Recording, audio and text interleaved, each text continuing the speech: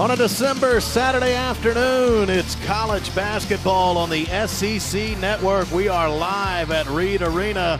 The Texas A&M Aggies will play host to the Prairie View A&M Panthers. Will Johnson and Dr. John Thornton with you courtside. The RPI entering today shows these Aggies on top nationally. Number one, the brethren they join up there, Duke, Michigan State, and Villanova, and even Missouri of the SEC. Duke took a loss last night. We'll see how that affects the Blue Devils in that RPI. But Texas A&M, number one in the nation, according to the Ratings Power Index. Billy Kennedy in his 7th year as the head man led the Aggies to the Sweet 16 a couple of seasons ago. And Dr. John Thornton, the Aggies did take their first loss on Tuesday night against the Arizona Wildcats. As you look at Byron Smith, head coach of Prairie View, he was an assistant here at Texas A&M a few years back, but the Aggies looking to rebound. The undefeated season goes awry after what happened in the desert, the loss to the Arizona Wildcats. RPI is his current, it's current today, and even with that loss, they're still sitting pretty at number one. But what that thing is going to get more and more significant as the season projects itself or unfolds. So yeah, you want to get back on the right track, and Prairie View's getting closer to playing at home. They're about 30 miles away now. Prairie View has not played a game on their home campus at any point in time this season. Robert Williams just grabbed a rebound, fell to the floor, and got called for traveling. Went up high, got the ball. What happens when you're in a crowd like that? Get bumped, you lose your footing. You try to get up, it's automatically going to be called traveling. So he stayed there and thought maybe he could get away with it, maybe going to pass it out, but called traveling because lost his pivot tape. Dennis Jones with the basketball, being guarded by Admon Gilbert. Prairie View 2-6, all 8 games on the road, most of them out west. Turnaround jumper rattles home for Zachary Hamilton. He needs 2 more points to get to 1,000 in his career. The first 5 Aggies on the floor as we get a whistle. Dwayne Wilson's been excellent as the point guard in his first year at Texas A&M, the grad transfer from Marquette. Full court press from Prairie View A&M. Panthers have the first 2 on a Hamilton jumper. A minute in from College Station. I'd anticipated that Prairie View would start zone just because of the height advantage, but picking them up man-to-man, that's probably one of the reasons they thought they could close out or match up for that shot, but did not work out that way. He's big enough to just shoot it right over you. DJ Hogue's been excellent to start the season, just drained a 3. Gary Blackston, part of the starting 5 for the Panthers, is their leading scorer. He's one of the best in the SWAC. A whistle, a turnover. Texas A&M will possess the basketball. Looks like Prairie View is going to pick them up in a 3-quarter court. It looks like it might even be a little zone trap. Tipped away in the paint by J.D. Wallace as he guards Tyler Davis. A&M likely to go to the paint often, we think, John, because they've got to get those guys more involved when it's Davis and Williams down there. I think, note to self, Tyler Davis had a national debut against Arizona, had a great night out. Offense goes inside out there, and DJ Hogue finds another 3. There's a perfect example of a 1-2 punch. If you try to sag on the post players that A&M can run at you, you've always got to be able to match up with that guy because he has been deadly this year. Prairie View scored the first 2, then a couple of 3s by DJ Hogue. Wallace tied up with Tyler Davis. Possession points to the Aggies. What gives Hogue such an advantage is the fact of his length. He's got a quick release, but he's 6'9". Release is very high at the peak of his jump. Not many people can be able to affect that.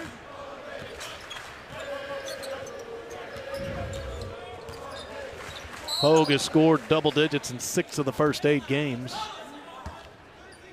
Yeah, I would be really surprised, as you alluded, the high-low situation in overload where you're going to bring either Robert Williams high and camp Tyler around the basket, or the reversal when you have ball movement.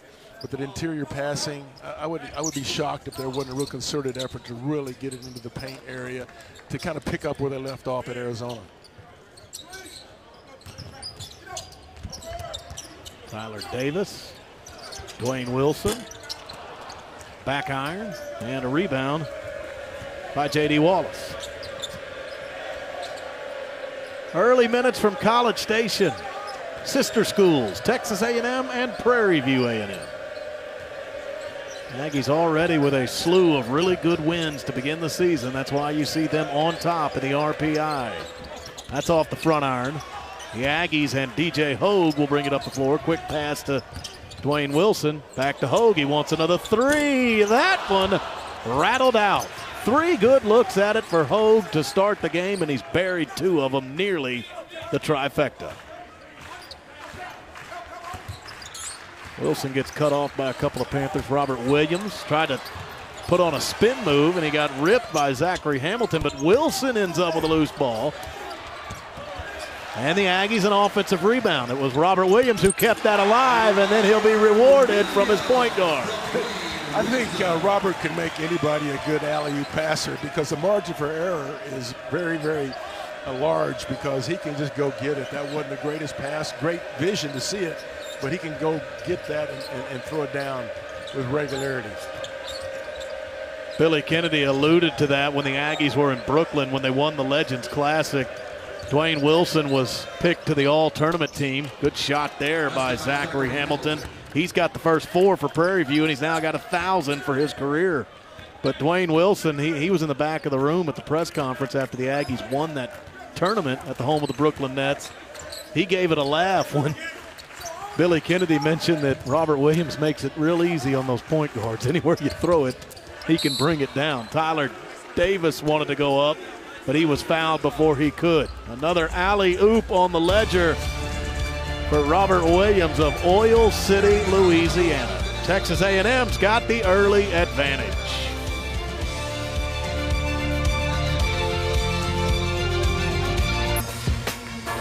Monday in College Station, the beginning of a new football era at Texas A&M. Jimbo Fisher officially hired as the new coach, and moments ago while we were at break, he addressed the crowd here at Reed Arena. One of the things he told him, John Thornton, is he looks forward to setting an NCAA attendance record for a spring game, which will be his first. That date has not been set, probably in March or April when the Aggies would play that. But when he issued the challenge, you can almost feel the word spreading among the 12th man. They'll go ahead and try to break that record with Jimbo Fisher's first spring game.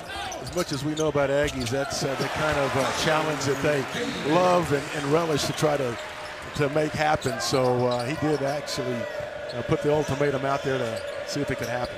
So Jimbo Fisher, he just addressed the crowd at Reed Arena as we return to action. Tyler Davis got one off the glass, 10-4 Aggies. Missed off the glass with an offensive rebound. And that was Wallace trying to go back up. He was fouled. Tyler Davis working hard off the glass. That's picking up from Arizona. He's got that really nifty little spin move on the baseline. Uses a glass, kind of a one-handed little baby hook. Very good at having soft hands, getting it off the glass and getting it to go down. So Jimbo Fisher, he's been the talk of the town this week in College Station. We had some conversations with some folks from Prairie View before this game. Admon Gilder, the steal and the dunk. A&M on a run early. Everybody's getting into the action. Scoring on defense, scoring in the low block, scoring getting down the floor. Aggies are off and running again. DJ Hogue behind the defense. He's off the glass. 14-4. Hogue's already got 8. All 4 for Prairie View by Hamilton. Aggies foul number 1, DJ Hogue. That is his first of the team. And then Hogue commits a foul. I love the way Admon is such a versatile guy and what he means to this team. That was a steal off of a pass. He jumped the passing lane, but he's very athletic. I've seen him play enough to know that he's sneaky athletic, explosive, and really makes things happen offensively and defensively. Nearly a blocked shot by Robert Williams. Instead, it's 2 for J.D. Wallace.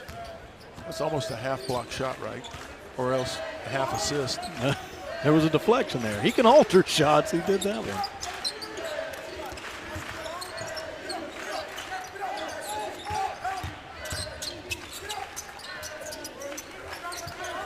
Aggie shot clock works under 10. And Admon Gill to the drive of the baseline. Prairie View stayed man-to-man. They are kind of guard the paint a little bit, but penetration like that can't happen. Admon is very good at going to glass and finishing. Another good example of something that he can do. It adds a lot to this team offensively. Floater and a nice one by Iwan Ellis, the junior out of Fort Worth. Prairie View seems to be settling down a little bit. Obviously, they've played a bunch of road games. They've had a tough schedule. I would think they'd be excited about playing the number 7 team in the nation and doing a good job of getting their legs under them here as the half unfolds. Williams draws a double team. Lost the ball out of bounds, a turnover.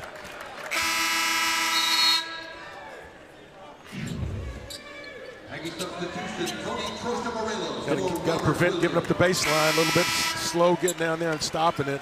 Admon's very sneaky, athletic, as I said, but he's a strong player too. He can finish. Prairie View has checked Austin Starr into the game. Gary Blackson, their leading scorer, doesn't have a point yet. He goes for almost 18 a game. Has the basketball, being guarded by Gilder, and he gave it up to Starr.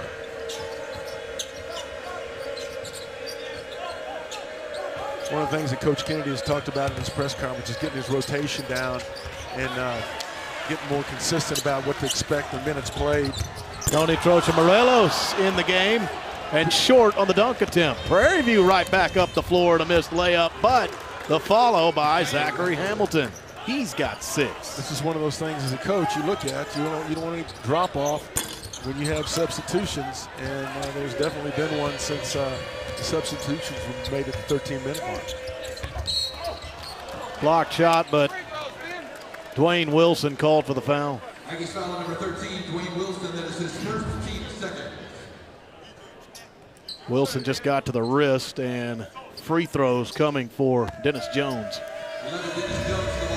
Now, we were talking about Jimbo Fisher, and at Monday he was introduced as the new football coach at Texas A&M University.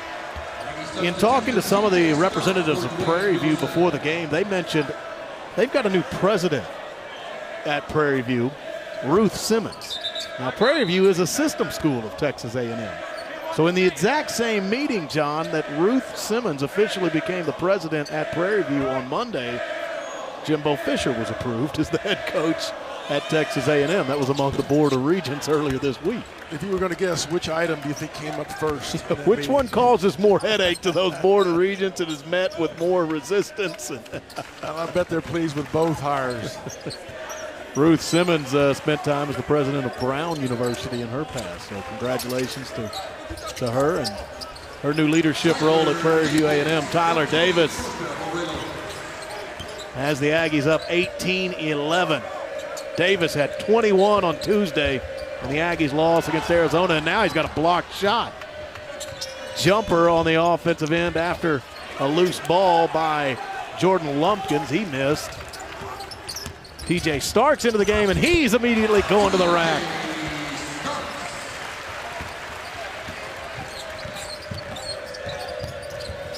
We're letting them play. Yeah, close defense by Admon Gilder. And you're right, there was contact all the way up the floor. Finally a whistle. Gilder called for the foul. Texas A&M by 9.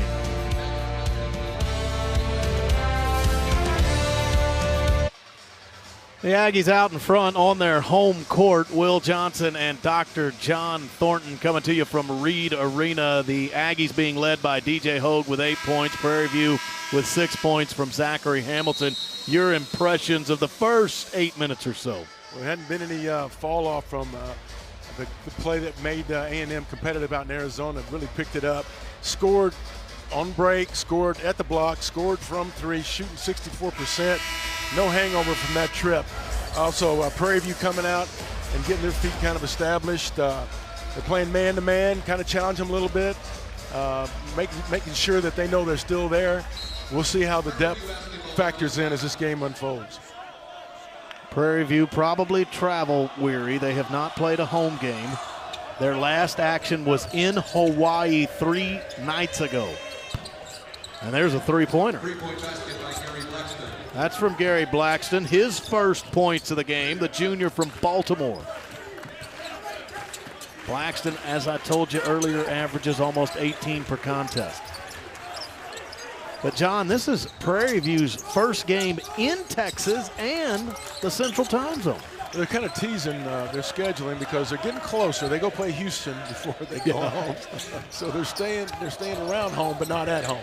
Panthers will not play on campus until December 29th. That's a high tip in by Tyler Davis. It would have been advisable to use it off the glass, but Tyler Davis was around to clean it up. Little 3-on-3 Blackston against Gilder. Yeah, A&M started out in the zone on the first possession in their 2-3 zone. Since that easy score by Prairie View, they've played man-to-man half court the whole way. Not going to get that shot up, not when 3 Aggies are around you, and one of them's Tyler Davis. Well, an alley-oop with nobody home.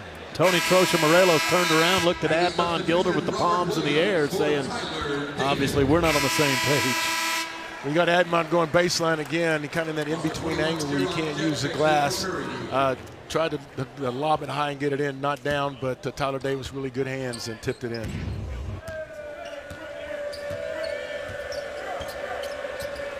This starts a 4-game homestand for the Aggies. And when it's over, they'll hit the road to Alabama on December 30th to begin SEC action. Robert Williams, a rebound. He leads the conference in that category. That's an amazing statistic when you realize that he's averaging 24 minutes a game and he's leading the league in rebounding 9.5. TJ Starks, some good early minutes, but just picked up a foul. Aggies foul number 2, TJ Starks. That is his first team foul. TJ Starks with the last bucket. Aggie substitution, Dwayne Wilson for Admon Gilder.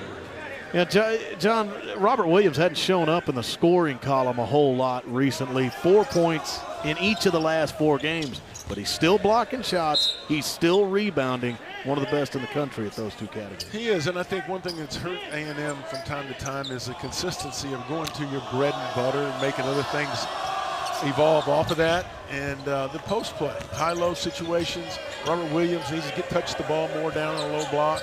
Along with Tyler Davis, they need more consistently looking there because other people get opportunities as they try to overprotect or draw help. But A&M hasn't probably been as consistent in getting them touches in the low block area. Gary Blackston just avoided the wingspan of Robert Williams. And now, sophomore from Oil City is going to get called for an offensive foul on the inlet pass he pushed off. Aggies foul number 44, Robert Williams. That is his So they're trying to work the post and get him the ball and his touches. Yeah, he is. I mean, it's one of those calls where you put your hand on somebody's back when it's going to be a lob, and you just, it's a perception thing. Like you push to get open. I'm not so sure that that occurs as much as it's called, but they're going to do that on a regular basis.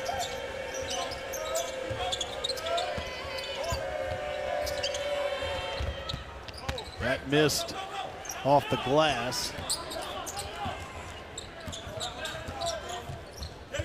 Dwayne Wilson, the Marquette grad transfer, got fouled. He'll shoot 2.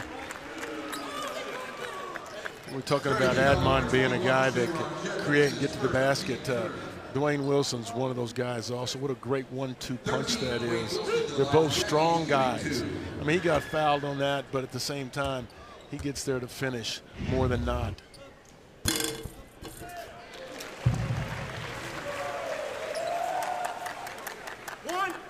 Wilson played in 95 games, starting 51 in his Marquette career. He's a Milwaukee native. He's carried a lot of the load at point guard thus far this season, although Billy Kennedy could eventually play 3 of those guys, and Wilson and TJ Starks and JJ Caldwell. He's a very capable player, and I know he played some point at Marquette. I'm not sure that the coaching staff knew that he'd be that ready to step into that role for the Aggies at point guard. Going to the basket, Zachary Hamilton. It's one thing you do against the shot blockers, go to him, try to get into his body. It's when you fade away or you try to, get a little bit of distance from him, just gives him more room to get up that length and get you. So attacking him at the basket's not a bad route.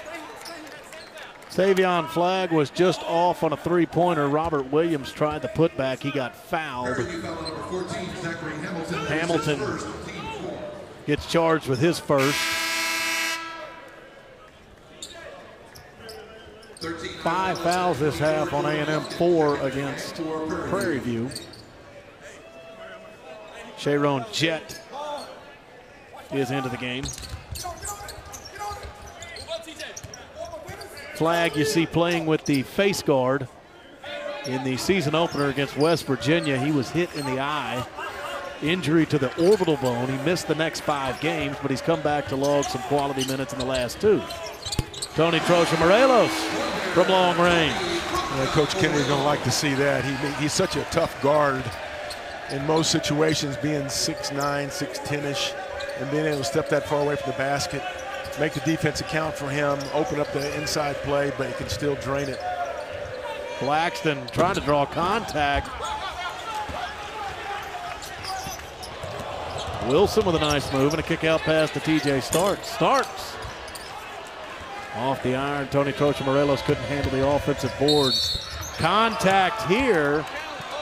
Basket is good by Dennis Jones. He'll try and complete a three-point play when we come back. At the moment, homestanding Aggies by 8.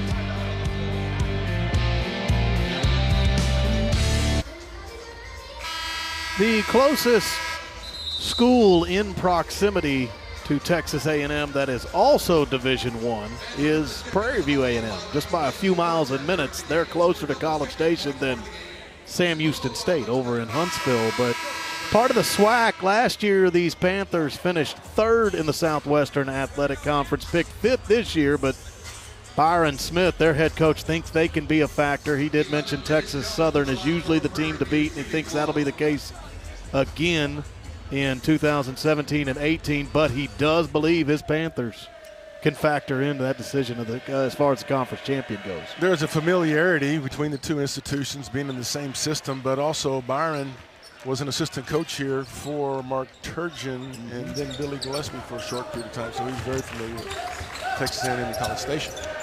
Byron Smith played at the University of Houston for Pat Foster. John Yu, as an assistant coach at Texas A&M, went against some of those teams. He did. He was a very good player. Hawthorne's Pavilion was a place that you didn't look forward to going and playing because University of Houston, starting with Phi Slamma Jamma and then continuing with Pat Foster, were opponents that were very, very salty. Byron Smith has his Panthers hanging right with the top 10 Aggies. 28-22, a little over 6 to go until halftime. Blackston with the ball. He's got 7 points. He had 27 on Wednesday at Hawaii. A carry called and a turnover. Very poised. The Panthers have done a great job of spreading the floor. There's some matchup problems for both teams. Obviously, Prairie View is a little bit shorter at the guard and forward position as far as just stature-wise, but they're tough guard if you spread the floor and they utilize their quickness and try to beat you off the dribble. Got a little handy when he carried it on that attempt. DJ Hogue started this game hot with a couple of three-pointers. Loose ball. Panthers will get within 4 on the Blackston dunk. It's an interesting way to play it when the ball enters the post. You turn around and almost face guard the ball, or face the player having the ball, look where he's going to try to attempt to throw it out and got a piece of it. It's the closest Prairie View has been since it was 6-2. The Aggies' lead did get to double digits right around 5 minutes into the game. That's a hard foul. Blocking. Dwayne Wilson's going to go to the line. And Lumpkins draws the whistle. And one of the things you're going to see in this four-game stretch that Coach Kennedy's going to, I think, work on is getting the ball back out of the low block when you draw the double team. And a lot of that's going to occur when you get your spacing right and your angles right. We've seen a little bit as you've watched the Aggies this year. They go to the well, but at times when the double team comes from places that they've been switched back and forth, might come from the low side, might come from the high side, not good or not as adept as they should be is finding the open man where the help comes from.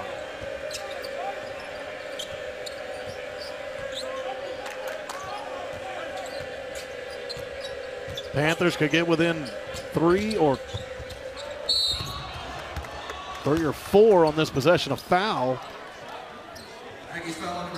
Again, it's on Tyler Davis. Again, that's the design. You're using the full half court to spread A&M out. There's no help.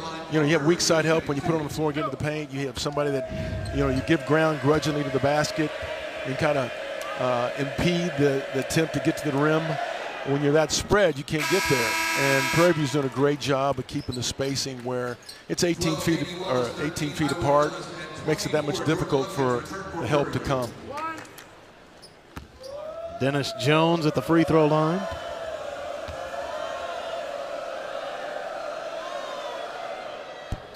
One of two. Robert Williams, another rebound. He's got 5 of those. Errant pass off the hands of DJ Hogue. Panthers running. Foul on Hogue. And Jones will go back to the line. Great job, Jones, making contact. We talked about it a little bit earlier. It gives up some inches, length, but gets into his body. And you're going to get the call every time. As he gets down the floor, goes into him. Prairie View, they're just 2 of 5 from the line, and all of it is Jones. Only player to go to the stripe. He's back there again with 2 shots. That's off the front iron. And for a player as good as he is, he looks a little awkward, a little tentative on the release. Made 1 of 2 moments ago trying to salvage a free throw on this trip. And does so. 3-point game. 5 minutes to go until half.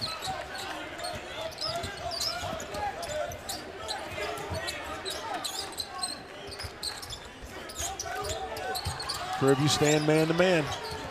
They've been getting in the passing lanes, the Aggies, some recent turnovers. You got to meet the basketball. I mean, in a situation where they're doing some denial, they're trying to keep the ball out of the point guard's hand. Once he gives it up, they're not going to let him get it back. You got to go through your man, the defender, and get the basketball.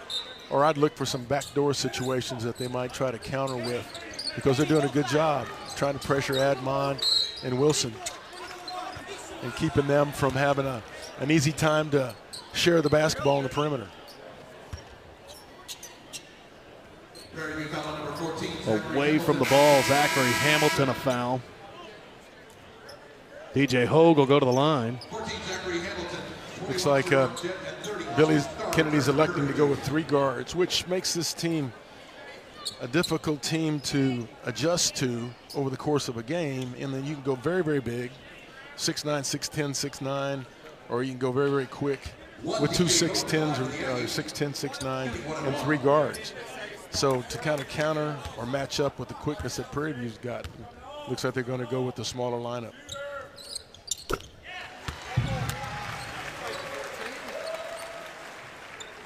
Hogue with a make on this second free throw would reach double digits. He had a double-double in the last game at Reed Arena against UT Rio Grande Valley, 17 points, 10 rebounds. So DJ Hogue, the first player for either team to 10 points. And he will go to the bench. J.J. Caldwell comes in for him. Blackston now has 9 for the Panthers. So 2 6'10s and 3 guards for Texas A&M.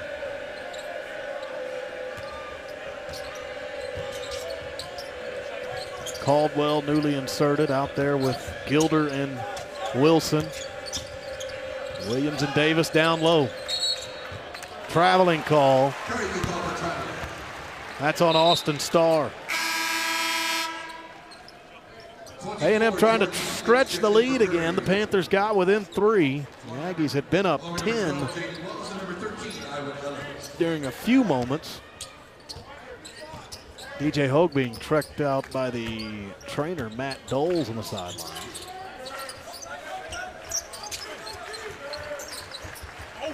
Tyler Davis lost the basketball, but a foul on J.D. Wallace. Nice little play. It was kind of a bounce out, then a screen back down, and then a pin as Tyler takes his guy a little bit higher. They're just going to lob over the top. Again, you're taking away the weak side help with being in the middle of the floor and having people in each corner, where now it's easier to see where the help comes from. So there was no help, so he was going to have an easy attempt, but a great set. No good on the front end.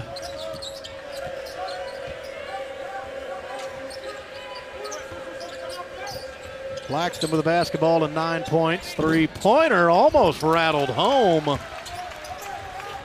for Zach Hamilton. Robert Williams got another rebound. A turnover on the other end. Ball goes back to Prairie View A&M. Panthers are travel weary, but playing up to the top 10 Aggies today. They only trail by 5. Told you when we came on the air today, Texas A&M is the #1 team in the country in the RPI, and they've already got some quality wins on the non-conference ledger. Season opener was against West Virginia in Germany. The Aggies beat the Mountaineers by 23. West Virginia and Oklahoma State, John, the Aggies are their only losses. The Cowboys and Mountaineers just one defeat this year for both of them, and they've come to A&M. Obviously, Penn State looks to be competitive in the Big Ten this year, and USC is a ranked team. And here's the thing, John, when you talk about resumes, long time from now till Selection Sunday, but people want to know what you did non-conference-wise. If A&M holds serve through this homestand entering SEC play, that means they would be 11-1 before starting conference. With those wins that you just saw, you can't ask for much more non-conference resume-wise. No, you can't. You know, you'd love to win your conference. You'd love to have impressive wins as the body of work comes together at the end for playoff situation NCAA-wise. But RPI is one of the most talked about things at the end, where you get sent, you know, what region you go to, and to be able to boast what they're #1 right now while beating 2 teams that are in the top 15 with that few games being played. Very impressive. Still work to do, but a great place to be at this point in the season. Possession arrow towards A&M. This Prairie View game is the first of 4 in a row in College Station for the Aggies. They are literally home for the holidays. Prairie View, A&M, Savannah State, Northern Kentucky, and Buffalo. That's the 4-game homestand. And then on December 30th, the Aggies begin SEC play in Tuscaloosa against Avery Johnson and the Alabama Crimson Tide. So the Ags will be favored as Robert Williams scores in all of these matchups at home, Prairie View and the next 3. So they can get to 11-1 against a very good non-conference schedule entering league play, and that would look very impressive.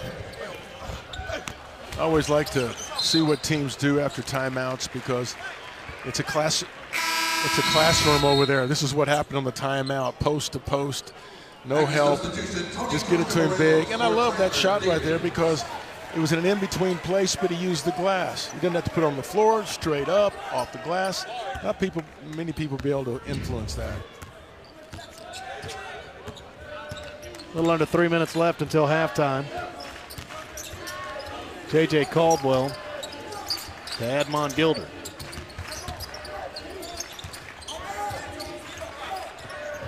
Williams looking for a pass, and Dwayne Wilson wants a drive. That's an offensive foul. Good defense by Dennis Jones. Prairie View's impressive man-to-man defense. There's a lot of energy. Just go to work, collapse on penetration, set yourself up to take the charge. Might have been moving a little bit, but gave himself up and got the call. We were talking about non-conference RPI and how it pertains to Texas A&M. Well, A&M begins SEC play in late December, but they are not finished, John, with non-conference games. I think there's one game. Point. There's one game that might improve that RPI. You aren't kidding. Jumper is no good, and another Robert Williams rebound. He is starting to amass plenty of those. He's got 7. Tony Trocha-Morelos go to the free throw line. Great play. Got the bucket. One of the things that the anticipation of having J.J. Caldwell, strong man, set out last year to establish eligibility.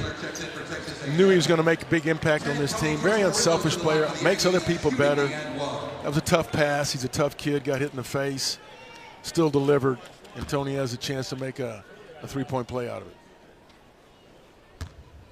So Texas A&M and the SEC, they play a Big 12 challenge. Robert Williams, 8th rebound. And Admon Gilder slice into the bucket. Good dish to Tony Trocha-Morelos. He's going to go back to the free throw line. But you know, this conference goes against the Aggies' former league in a challenge year in and year out. The SEC fared pretty well in it last year after struggling to begin the Big 12 SEC challenge. A&M went to West Virginia to play in that last year. So you kind of think, as you get to where things are going to be announced for this year's challenge, you know, maybe we'll get a home game. Logical? Yeah, maybe we'll get a home game because we went on the road last year.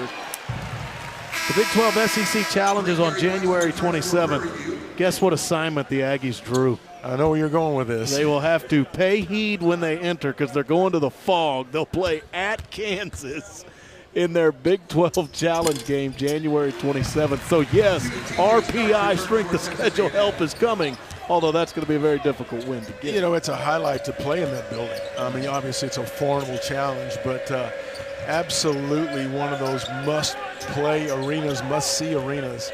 Unbelievable basketball atmosphere. A&M entered that building quite a few times as a member of the Big 12. One of the few teams that got a win there back in 2007 when AC Law and the Aggies sunk the Jayhawks with a late bucket. A&M by 9 here. They've stretched the lead again, but Prairie View not really going anywhere. The Aggies have J.J. Chandler in the rotation. TJ Starks with the basketball. Approaching a minute left until half. Starks, that's an offensive foul, and that is again drawn by Dennis Jones. Smart play. You commend Starks trying to use his body. He's a strong player, but there's been a scouting report or two that have been read and seen, and they know once he tries to get his head and shoulder by you, he's going to try to finish all the way. So it's one way to negate that. 2 charges.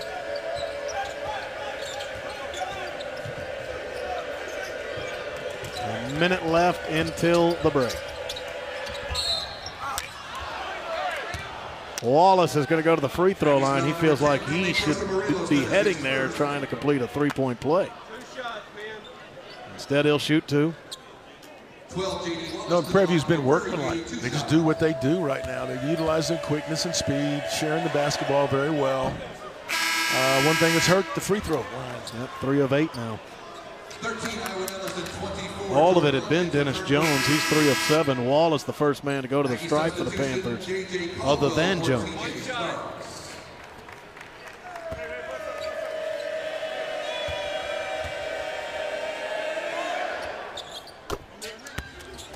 So he makes 1 of 2. It's an 8-point game.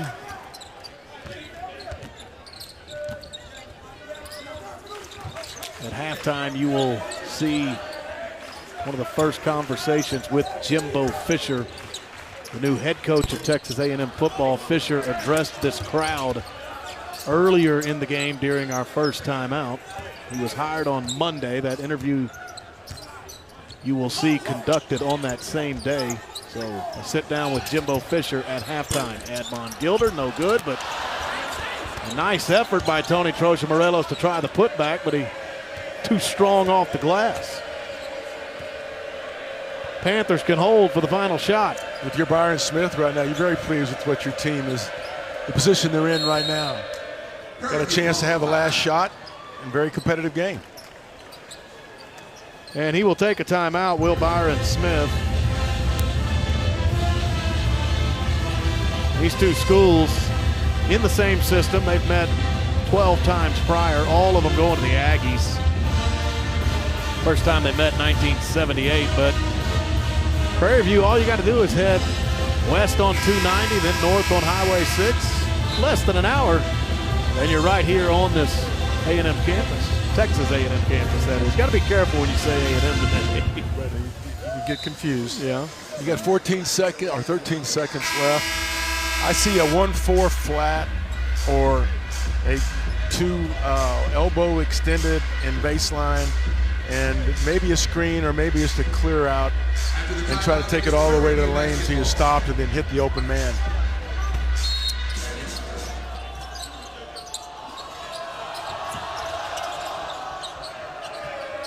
And the Panthers inbound now under 10.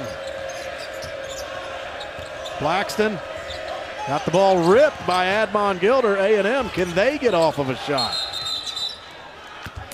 A travel by Admon Gilder. He just tried a one-handed heave from all the way on the other end. A great defensive team defense right there, because he did run a two-pick situation with two high post screeners and couldn't free anybody up as they contested coming over the top of those picks, and actually came up with the ball. Watch for a lob. Yeah, Prairie View catch and shoot coming. Got to get it up quick, and they did. Zachary Hamilton couldn't get it to fall. But the Prairie View A&M Panthers trail by 8 against the highly rated Aggies, 37-29, Texas A&M on their home court at the break.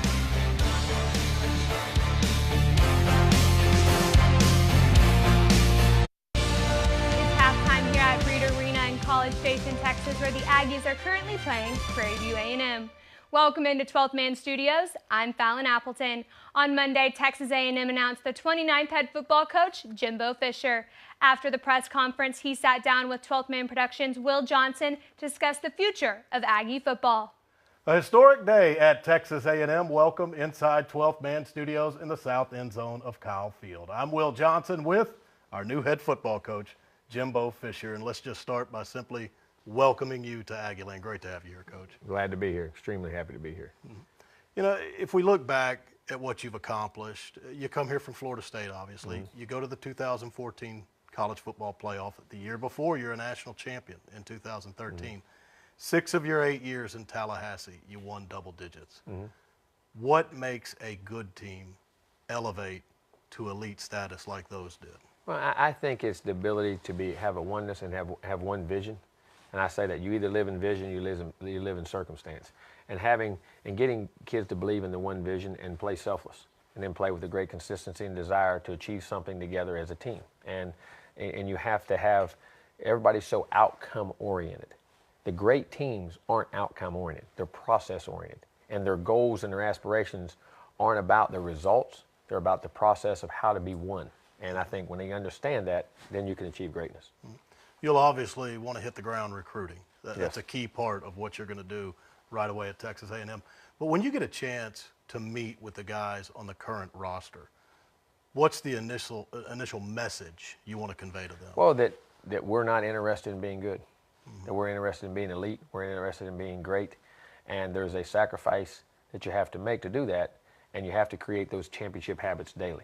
And that's all. But if you do those things, anything we do can be achieved. And we have to understand that and what our whole goal and mission, and create a culture around here that's conducive to success in all phases of our life, as a person, as a student, as a player. And when you exceed those things in all 3 areas, you can then reach that championship level and the dreams and aspirations you have. Because are they really dreams, or are they a vision? And if you truly have the vision, you can see it, you can achieve that. And you have to be able to see that vision to be able to achieve it, but also you got to pay a price to be able to. There's a toll and a price you have to pay to get there. But I think we can do that, and that's why I'm here. Now, you grew up in West Virginia with a father who was a coal miner and farmer. Woke up at midnight to work the coal mine so he could be on the farm during the day. Exactly. I'm guessing work ethic is going to be a big message with you in your program. It is, and because you can't achieve anything without work. There's no secret to success. The secret is there's no secret. You got to have a comprehensive plan, and you have to work to it, and you have to do the things you have to do to be successful. And there's no time limit. There's no anything on any of it. You have to do what you have to do.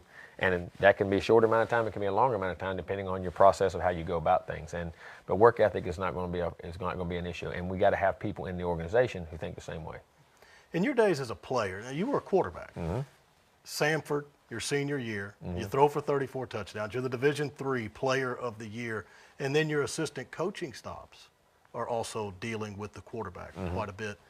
Now that you're a head coach, do you still like to get in there with the signal callers? Is that a big part of what I'm in those quarterback meetings all the time because that's the love and passion I have. I mean, I love being the head coach. I love the comprehensive organization. But your passion is what you grew up on, and coaching that quarterback and getting to see things as you see, and having that vision and understanding what you're trying to accomplish, when you're trying to accomplish. That play can mean 10 different things when it's called. But when it's called, why it's called, the situation it's called in, the time on the clock, the down and distance, the score in the game, all those things, and getting a young man to understand what you see is one of the funnest things I think about ball. And again, it's about the vision in which they have to be a leader and be a winner and do the things you have to do, and that's still one of my passions. But now we'll have a quarterback coach who does things, but I'll still will have some connection with that for sure. Also, as an assistant, you were at Auburn, you were at LSU. Even at Florida State, you butted heads with the SEC quite often. And quite frankly, you were 10-2 against the SEC as a head coach at Florida State. But do you feel, even though you've been in the ACC the last 8 years, you've got knowledge of this league, and what does it take to win in the No doubt. And the thing about this league, I tell folks, listen, I mean, other leagues came, everybody has good players. There's good players all across this country. But the passion to be great in this league, from the fan base to the administration, to the whole organization, to the booster clubs, to everything that goes on, I think is second to none. And I think they show it. There's a saying I tell our players: your action speaks so loud I can't hear what you're saying. Well, everything these programs do, from facilities to stadiums to comprehension of what you have to have and the ingredients to build around your everything they do, they say football's important. We want to be great. We will invest in what we want to be great at. And you see it in every program in this league.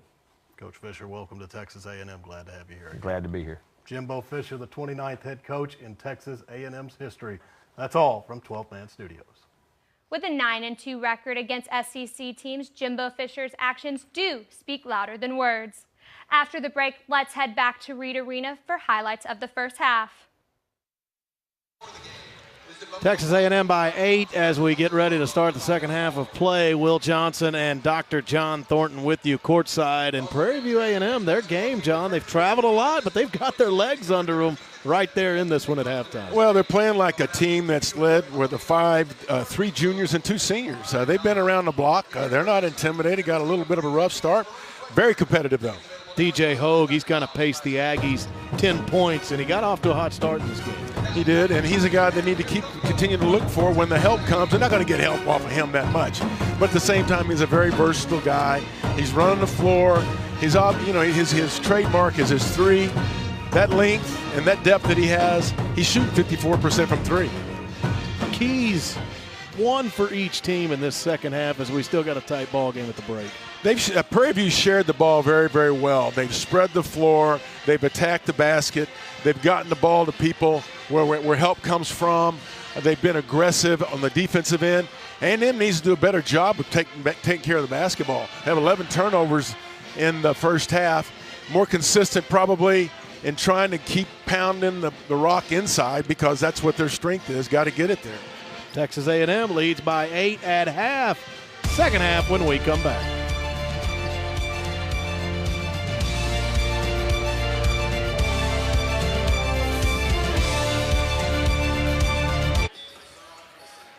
A Saturday afternoon saw-'em-off session in College Station. The Aggies lead by 8. We're getting ready to start the final 20 minutes of the game. Will Johnson and Dr. John Thornton rejoin you. A&M shooting 54% compared to Prairie View's 41%. But look at the three-pointers, John. The Aggies started 2 of 2, both by DJ Hogue, and as a team, they've gone 1 of 9 since then. No question. I think both teams are noted for their three-point field goal percentage, both off. First one to get hot from that area to start the half is going to do a lot for their cause. Points in the paint, you would think with A&M's length and size, they'd be more dominant there. Prairie View's done a pretty good job of negating that by getting to the rim with their guards and finishing. A&M starting a 4-game homestand this afternoon. It'll be broken with the beginning of SEC play on December 30th when they go to Tuscaloosa to take on Alabama. They hope to head to the capstone with an 11-1 record if they can hold serve on these 4 straight at Reed Arena. That will be their mark entering SEC play. Gary Blackston off the front iron, but an offensive rebound. Awkward rebound. You got position to get it. It takes a bounce off the front of the rim and over your head. Very frustrating if you're an inside guy camped under the goal.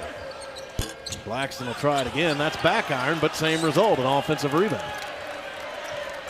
Prairie View, they've been on the road throughout the year. They have not played a home game, will not do so until the 29th of this month.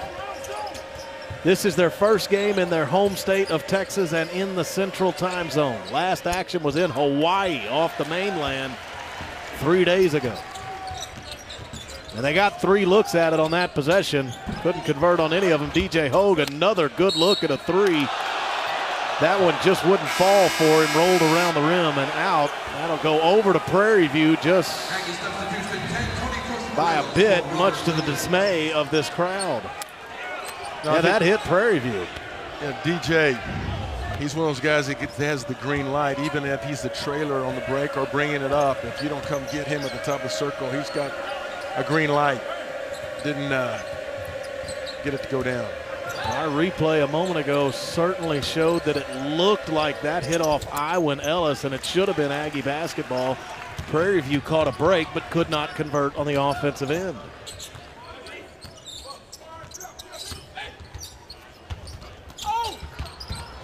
To the floor, Tony Trocha Morelos. Prairie View basketball.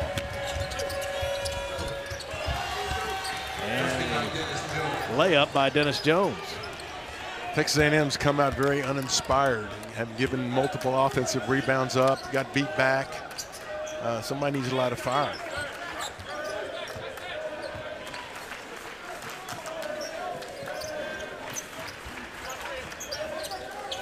Hogue has shot 4 3-pointers thus far. All of them have looked good. 2 of them have fallen. 2 have rimmed out. The Aggies can't convert on that possession. Prairie View can get right back to within 4 or maybe even closer.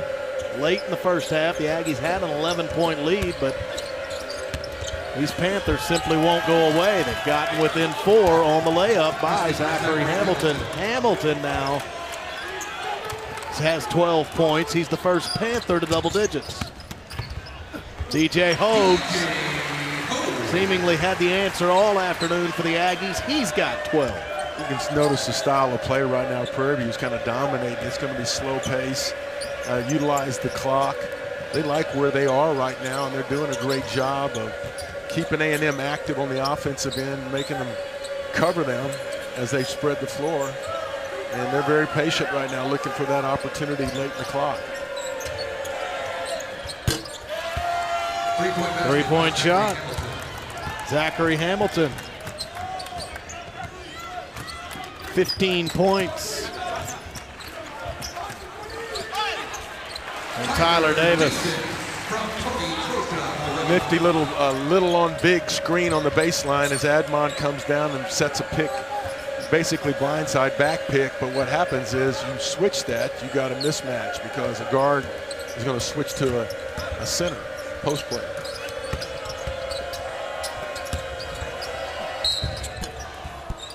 Dennis Jones will go back to the free throw line. It nearly had a chance to fall. I've used the word workman probably to death, but that's what Prairie View is all about. You don't see a lot of, chest bumping or beating. They're just going at it and not intimidated at all. And this guy at the free throw line, Dennis Jones, seems like the epitome of it. Yeah, Strong charges. He keeps getting to the free throw line. Big Byron Smith would like for him to convert a little more from the stripe. He did so there, but Jones now 50% from the free throw line, 4 of 8.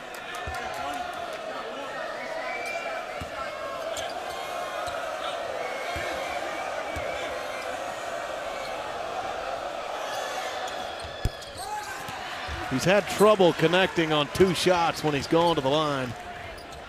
Another trip for Jones that results in 1 out of 2. 4-point Aggie advantage. Tyler Davis with the basketball. Earlier in this game, he got his 500th career rebound. Has it back, gives it up to Gilder. He wants a 3, and that's a big shot, keeping distance between the Aggies and Panthers. Did a good job of making Prairie View work. The threat to go inside was always there. Got him to kind of look down there and focus there, and then actually kick it to a guy that's very deadly behind the 3-point. Blackston sizing up a 3. He's their leading scorer. He's one of the best in the SWAC. Coming off a 27-point night in Hawaii, Gary Blackston now has 12 against the Aggies. He had a 6'9" guy running at him that time. Shot it over him like he wasn't even there. With confidence, that's what the Panthers are playing with, plenty of it. Only down 4 to the top 10 Aggies. Wilson, nice slice into the key, and he got fouled. That foul is on Alexander, who's newly checked in. Admon Gilder, a 3. And that was matched by Gary Blackston.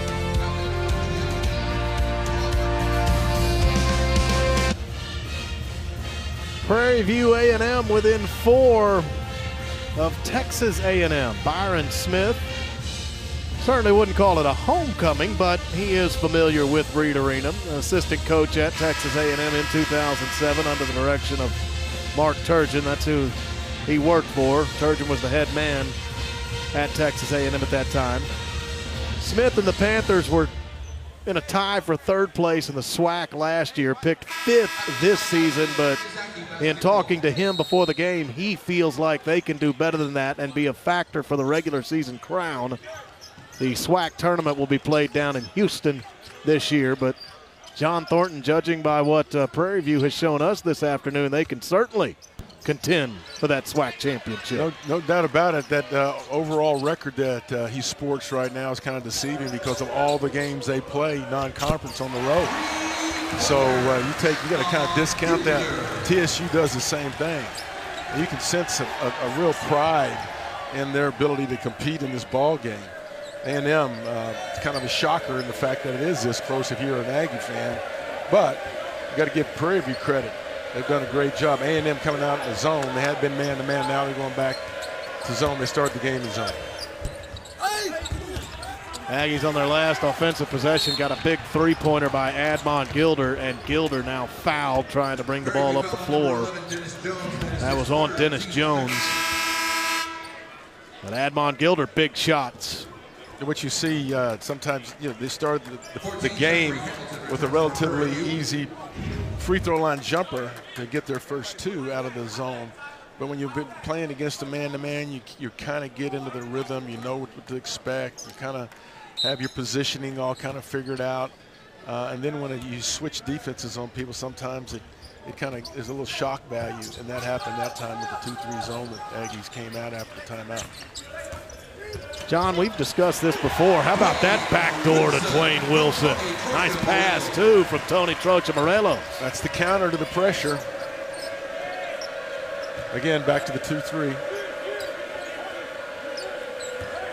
9-point A&M lead. Feels like this crowd has been waiting for the Aggies to pull away. Haven't done it yet. Rebound by Tyler Davis.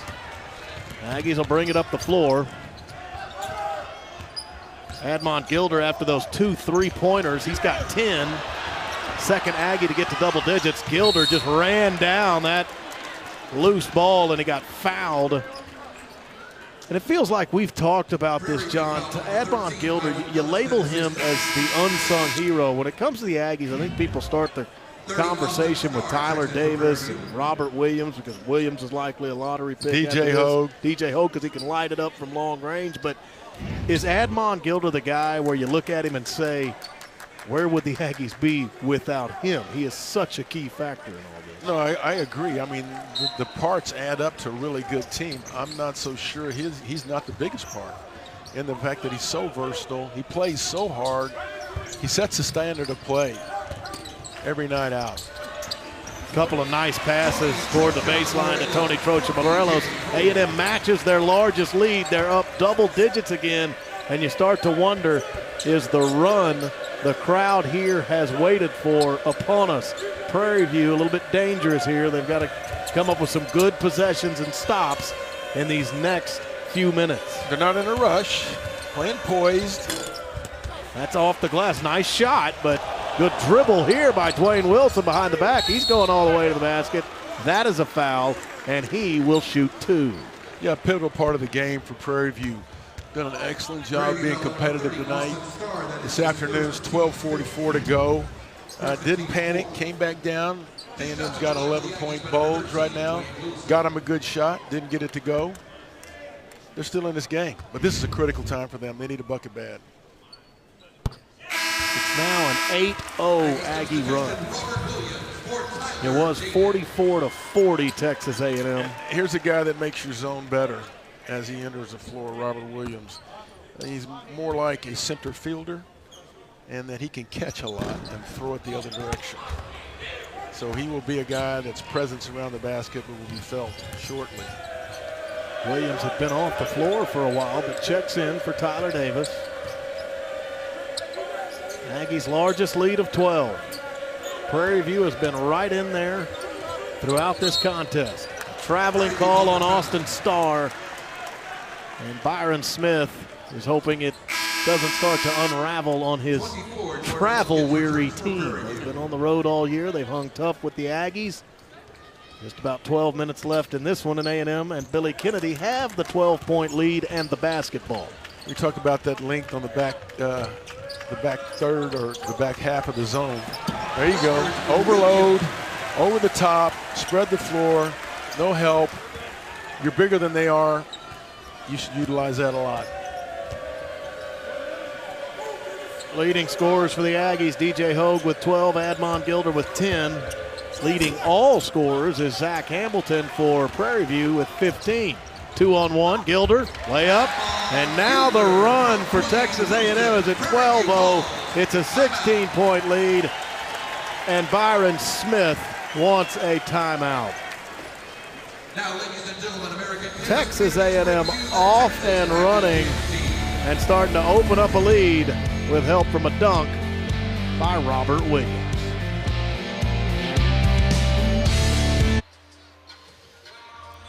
A 12-0 Aggie run. They have opened up a 16-point advantage. A lot of that's come from Robert Williams playing in the middle of the 2-3 zone. A true rim protector. Keeping them off the glass is one thing. Scoring easy is not an option anymore with him around the basket. But they're also got a number of runouts because the two guards at the top, you got Wilson and Admon. As soon as the big man gets the ball, they're taking off and have scored easy in the last couple of possessions.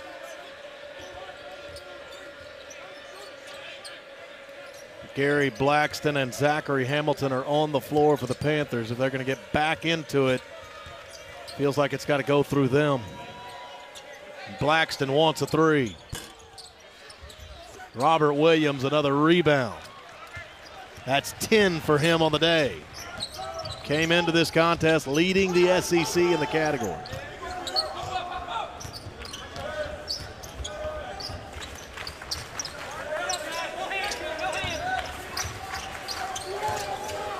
DJ Hogue with the shot clock now. A good pass inside out. It's front iron, no good. Tony Trocha-Morelos on the back, called for the foul, and we will go right back to break. Texas A&M by 16 on their home floor, a Saturday afternoon in College Station. 16-point Aggie lead. Robert Williams. John, we talked about it earlier that he hasn't lit up the score column in recent games, but he's still getting the block shots and rebounds. 2.5 blocks a game. It's had multiple games more than that. But now we wanted to see what they were going to do as far as trying to make a concerted effort to get him the ball. Hadn't had a lot of touches coming in to today. Finishes on that one. Williams 6 points and 10 rebounds.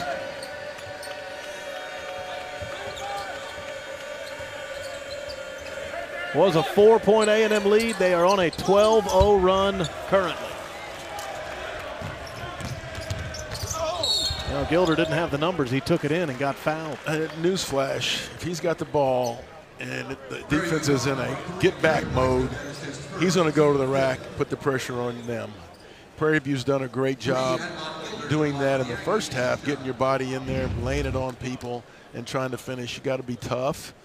You got to have great intuition about how to get your head and shoulders by somebody. Admon's a perfect example of somebody that possesses that.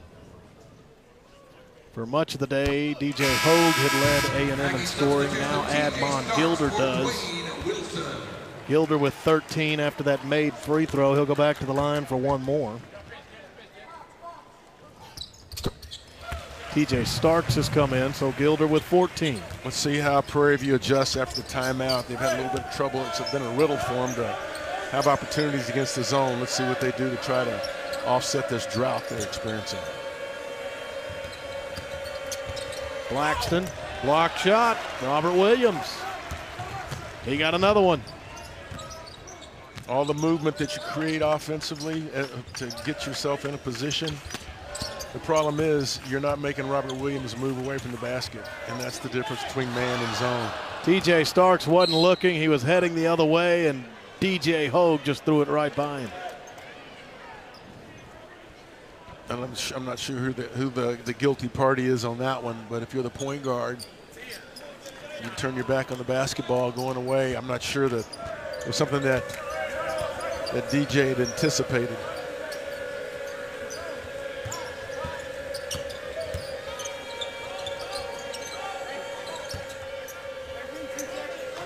Ball moving by Prairie View, trying to make that zone work. The Aggies get their hands up. Possession sticks with the Panthers.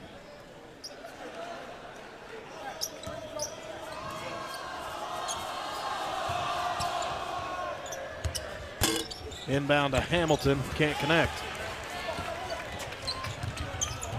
Gilder been pretty good from long range in the second half. Got his own. And Tony Trocha-Morelos. The Aggies now are up 20, and they are on a 16-0 run.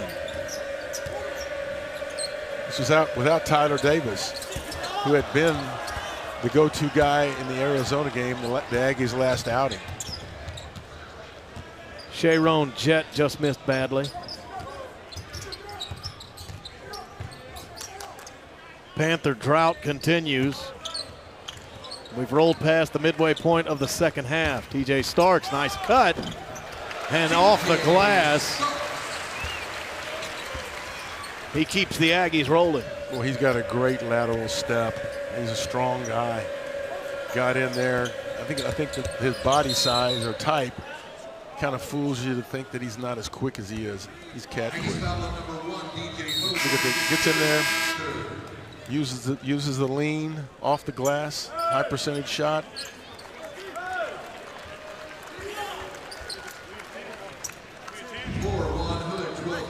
Tony Trocha-Morelos has come out. Savion Flagg is in the game. We saw Savion in Germany doing the game there and saw that he actually started the game. That's how much they think of the freshman. He's had the setback with the orbital problem. Has not gotten as many minutes as you would have anticipated because of the injury. For the first time today, Prairie View has checked in Juan Hood, a freshman.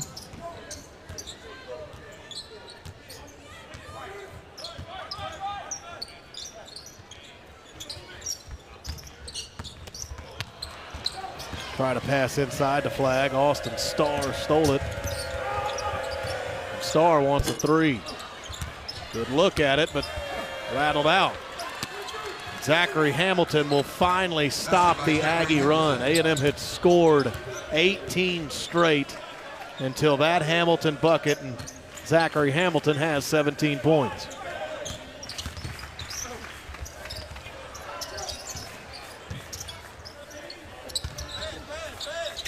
Hogue on the inside. Robert Williams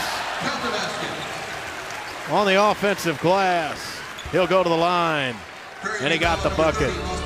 It had been close for a while. Prairie View was hanging in. Now the Aggies have started to blow it open.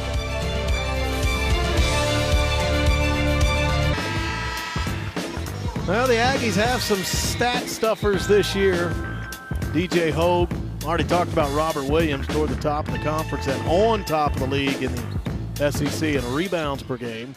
Williams just missed a free throw, couldn't connect to complete a three-point play, but that's the thing about this Texas A&M team, John. The scoring can come from all over, and it creates some real matchup problems for opponents. It does, and you get a guy like Robert Williams, who you saw his stat line that we featured, and realized that with 23 minutes, and the more minutes he gets, is more production. He's 4 for 4 from the floor and missed a field goal, and he's now leading the Aggies with 13 rebounds and 3 block shots. So principal player in the middle of this zone right now, and the Aggies' ability to kind of stretch the lead.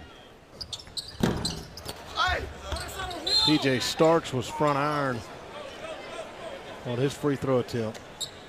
Both teams struggling from the charity stripe. The Aggies 56%, Prairie View 46%. A&M didn't get to the whole line a lot Tuesday night.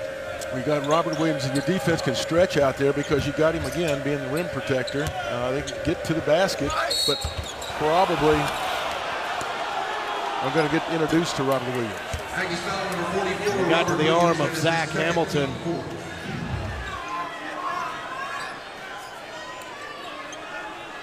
That's only Williams' second personal foul.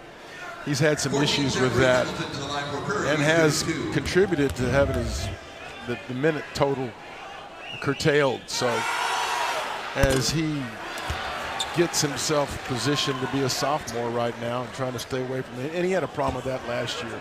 Some fouls that were avoidable, and need him on the floor.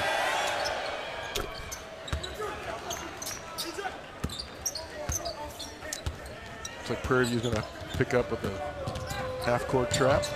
TJ Starks dribbled through it.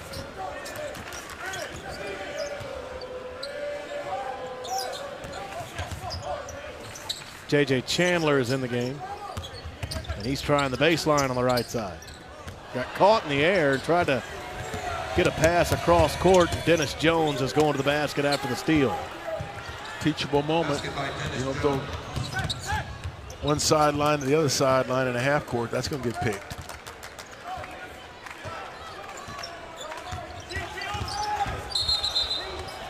Blocking foul on Jones. That'll be his 4th.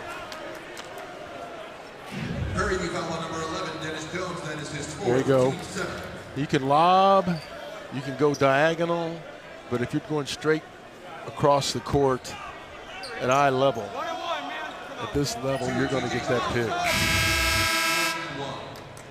Most levels, you can get that pick. TJ Starks will go to the line. Been very good from the stripe.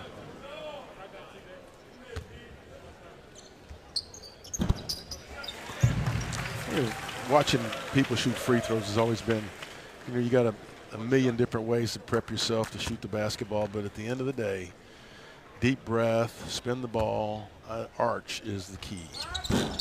As he misses that one, as he arched it very high. The percentages are with it. That's right. Better chance. And Robert Williams. Done it all today. He's going to be the point. Didn't work out so well. Yeah, a little too quick. Prairie View points off turnovers. Under 6 to play. It was a 44-40 Aggie lead. Nationally ranked team was only up 4, but they have been on a roll since. At one point going on an 18-0 run to outpace the Panthers, and J.J. Chandler has his first 2. 20-point Aggie advantage. Nice move by J.J. Under control. Confident shot.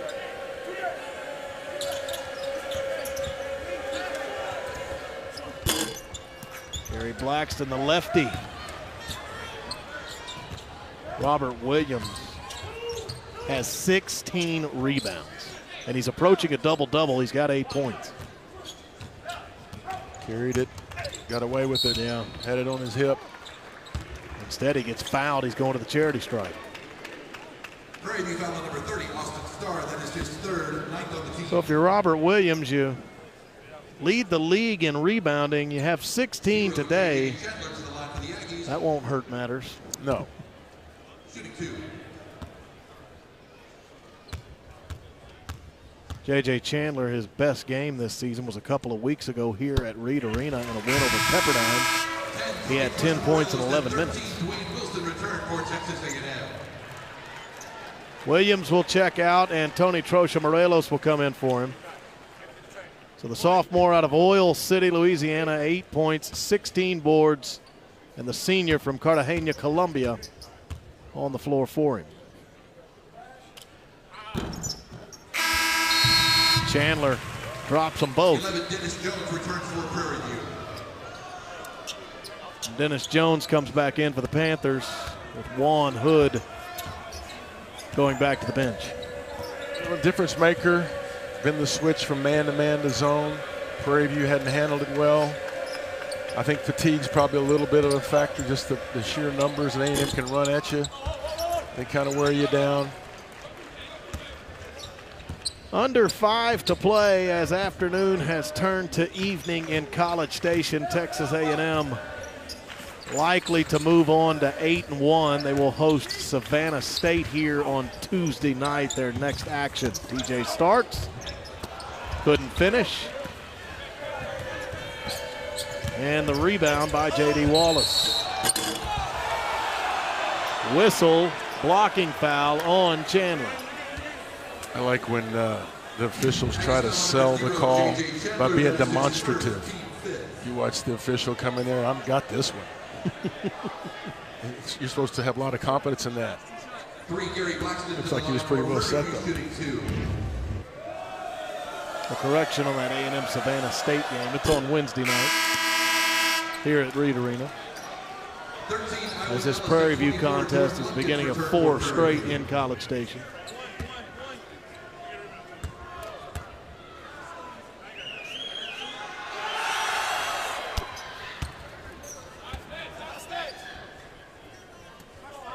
Blackston having another good night in the scoring column. He's got 15. Panthers being led by Zachary Hamilton with 18. There's 3 Aggies in double figures. Gilder Hogue and Tony Trocha-Morelos has 11. Stuck himself twice on the rim on wannabe dunks, or he'd have had more.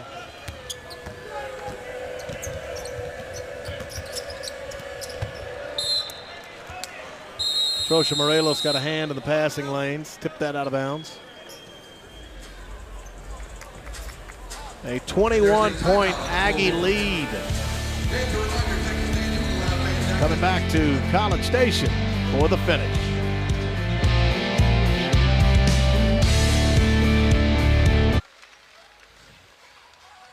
Early second half, Prairie View A&M was within 4 of the Aggies, but Texas A&M then went running, and John Thornton, it felt like it started with Admon Gilder.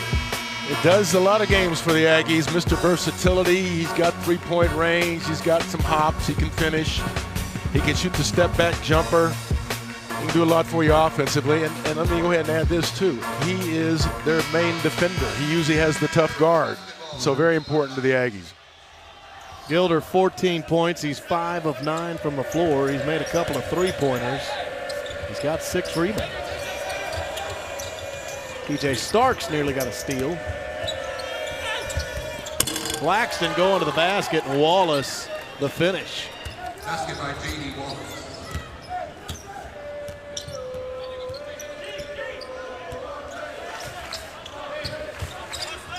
Wayne Wilson has come back into the game. Savion Flagg is on the floor. Basically one starter for the Aggies at this point in the game. Flagg got his shot blocked by Zachary Hamilton. Hamilton wants to go the distance. Tried to save it on the baseline and threw it away to Tony Trocha-Morelos. May have could have let that go. I thought it was last touch by the Aggies. Flagg couldn't finish. Here comes Blackston. He was bumped by J.J. Chandler.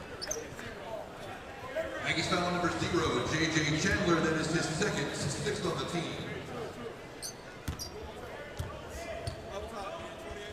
If you coach Smith, you got to be pleased. I'm not pleased with the score of him right now, but considering the travel schedule they've had, the opponent they're playing, and for at least 2/3 of the basketball game, it was a questionable outcome to be determined. But as we've noted, pretty much A&M has run away here in about the last 10 minutes of the game. Chris Collins has checked in, much to the pleasure of this crowd. Well, you'd think Prairie View coming to Texas A&M, not a long road trip. Well, they were in Hawaii on Wednesday. They returned home on Thursday. Had to get their legs back under them to make the short bus trip to College Station. Held their own for quite some time. You know, it's one of those things, if you've made a trip to Hawaii or for any long distance, there's going to take, and let's just mention this, you're not just laying on the beach. You're playing a game. You're going out. And then you come back. They were in it with the Hawaii Rainbow Warriors. It was a close game. So they will be battle tested when the time their conference play comes around. Savion Flagg, a rebound off the missed free throw. Texas A&M tries to eat up the final 3 minutes and look forward to the Wednesday contest here at Reed against Savannah State. Prairie View stays on the road, but not as taxing as what they've been doing. They're at Houston, at Tulsa coming up. So this is their first game in the Central Time Zone. They'll stay in it for the next couple. You're just teasing them about getting it home. At least we got in the same time zone. You're getting closer. Yeah. You'll get there. You'll get there. College Station, Tulsa, Houston, no, not all that far away. You can see home from there. They'll appreciate the short bus trip back today. Blackston a free throw, and he's got 16. Averages 17.8 per game, so he's right at it.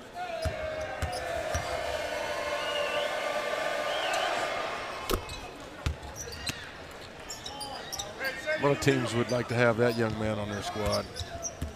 Plays hard, can hurt you a number of ways offensively. And Blackston's from Baltimore, and he plays tough.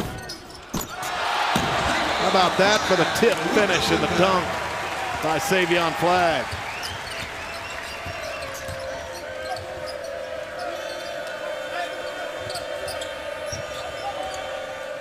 We got Blackston from Baltimore.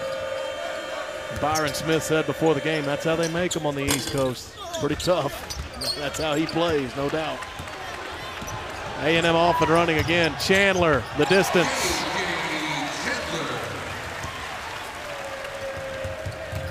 Final 2 minutes and a 21-point Aggie lead.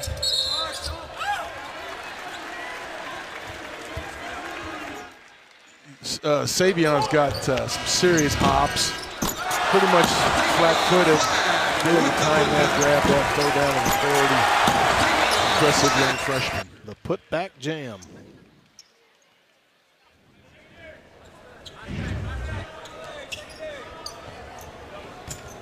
I don't know, Isaiah Jaycee's on the court. 20-plus lead, and you're rolling the ball up to preserve the clock. Crowd wants Chris Collins to shoot, a fan favorite. It's one of the backdoor cuts that they use kind of as an off when they pressure the wing.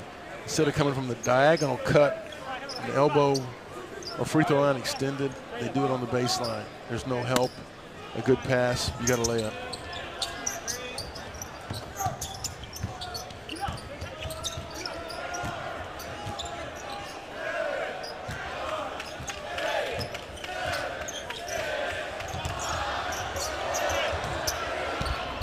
Starks tried to get to the hoop. Pretty good move, but didn't finish.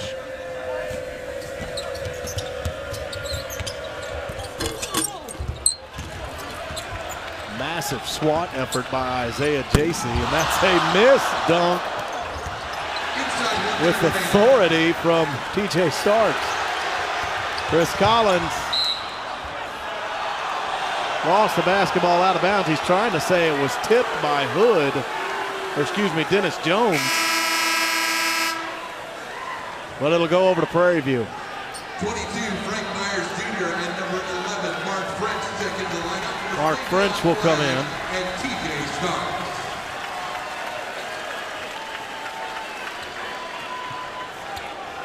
Both teams are going to be able to get done with the game on a Saturday where it's basically still light.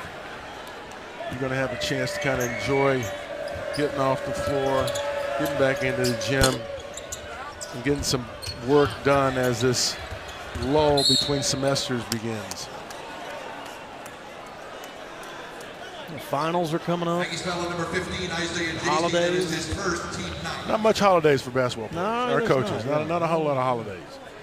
What you're going to be seeing now in gyms around the country is critiquing what they got started or implemented at the beginning of the season.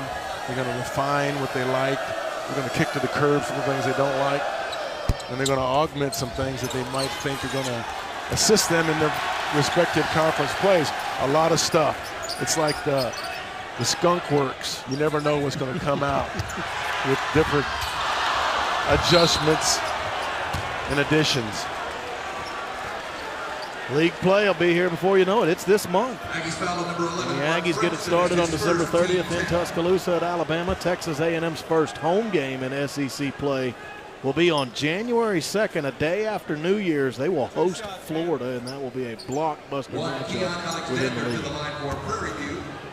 Florida kind of stumbled here this week, losing to Chicago Loyola, but have been very impressive to watch. And have got a lot of people had them in the top 7, I believe, top 5, up until I think they've had a couple losses here lately. Yeah, knocked them down a notch or two.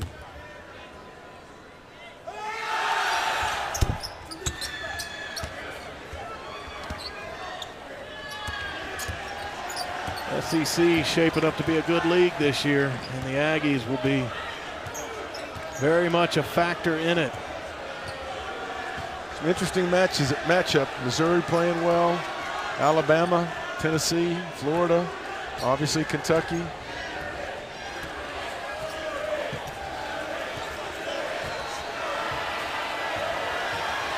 Mark French will just dribble out. Prairie View hung tough for a while, but Texas A&M wins by 20. And John, we mentioned it, kind of started with Admon Gilder. But Prairie View was game, but Texas A&M a little too strong in the end. It did warm out. Bench was a factor. Change of defenses in the second half also got them. All right, folks, for John Thornton and our entire crew at 12th Man Productions, I'm Will Johnson saying good evening from College Station, Texas. The Aggies win 73-53, 8 victories on the year against just the one defeat. To watch a replay of this game, log on to watchespn.com or download the Watch ESPN app. This has been a presentation of the SEC ESPN Network.